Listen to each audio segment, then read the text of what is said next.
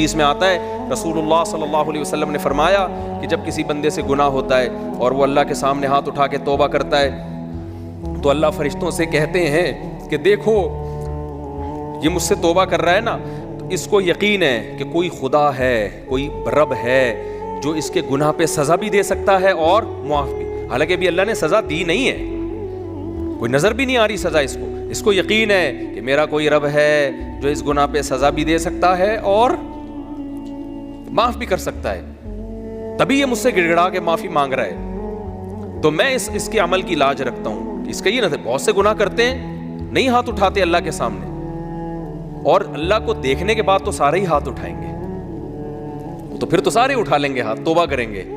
اللہ کہہ رہے ہیں دیکھا نہیں ہے اس نے، میری آیات پر ایمان لایا ہے، میری نشانیاں دیکھ کر، میرے پیغمبروں کی دعوت پر لبیک کہا ہے، تو اس عمل کی لاج رکھ کے میں اس کی توبہ کو قبول کروں گا. حدیث میں آتا ہے پھر وہ دوبارہ گناہ کرتا ہے، پھر دوبارہ اللہ کے سامنے آ کے معافی مانگتا ہے.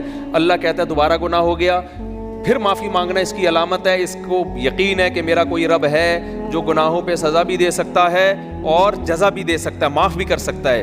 تو پھر یہ معافی مانگ رہا ہے. نبی صلی اللہ علیہ وسلم کی حدیث کا مفہوم ہے 70 دفعہ بھی کوئی گناہ کر کے 70 دفعہ توبہ کرے گا تو اللہ اس کے اس جذبے کی لاج رکھ کر اس کے گناہ کو معاف کرے گا. اس کا مطلب یہ نہیں کہ آپ 70 دفعہ گناہ کریں، مقصد ایک سمجھانا ہے کہ توبہ میں تاخیر نہ کریں. تو اللہ معاف کیوں کر رہا ہے؟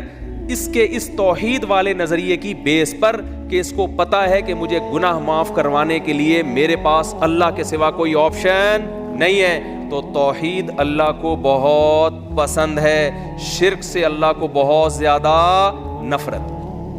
تو یہ 4 شرطیں بھائی جس میں پائی جائیں گی، پھر وہ آپ عمل کرو گے تو عمل کیا کہلائے گا؟ از کالڈ اچھا.